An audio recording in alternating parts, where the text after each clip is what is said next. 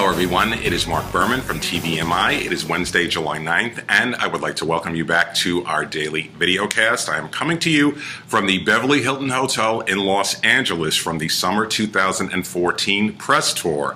Now, it is 5 a.m. I couldn't find anyone to join me this early, but I do hope to have some other people with me talking about the highlights and the scoop from the press tour. But let me give you an update in terms of what happened on that first day. Now, the press tour kicked off yesterday with a session from Nielsen. This is the first time that Nielsen was here, and they were here to talk about their upcoming new data measurement for the online community. Now, I don't have any specifics, but Nielsen did say that they are doing a very slow rollout of a new data stream that will monitor online viewership effective in the fall, and when that is available, I will certainly report on it, because as I know, there are so many different facets now to determining if a series is a hit or a miss. And what I will be doing here, effective with the network portion, which will begin this weekend, I will handicap each of the upcoming 24 new broadcast series. I will take a look at where the show is airing, what it is leading out of,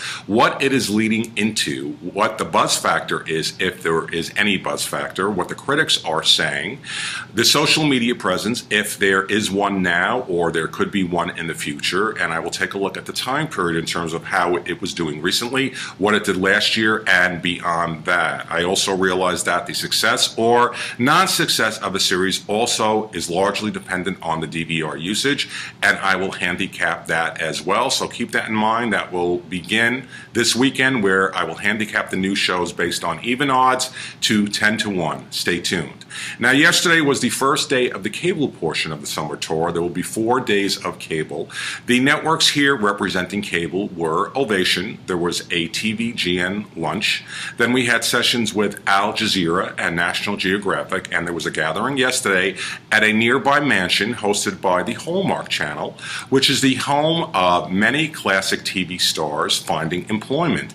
Yesterday night, I had the opportunity to meet Kim Fields and Lisa Whelchel from The Facts of Life. They are co-starring in a movie on Hallmark this summer, and featured were various cast members from the Hallmark series, including the cast of Cedar Cove. We had Candace Cameron Bure here, we had Morgan Fairchild, and many other classic TV stars. I always enjoy the Hallmark gatherings.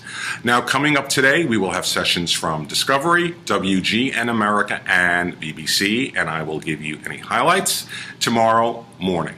Let's talk about Rosie O'Donnell. Now, this is not technically press tour news, but this was big news yesterday. Apparently, and I don't know if it is official yet, but apparently Rosie O'Donnell is returning to The View on ABC as a co-host. As we all know, Rosie did co-host one season of The View, which was a complete train wreck. However, what Rosie brought to The View, which is what it desperately needs now, is she gave that show a lot of attention. The year that she was on, it was constantly in the news. ABC wants some excitement and energy on The View, so they are bringing back Rosie O'Donnell, who will be joining Whoopi Goldberg, and they will be adding 2 other new co-hosts for next season. So stay tuned for those announcements. Sean Hayes, who we know from Will and Grace, for his 8th-season Emmy-winning role as Jack McFarland on that sitcom, is returning to his co-star roots. He has accepted a supporting role on the sophomore season of CBS sitcom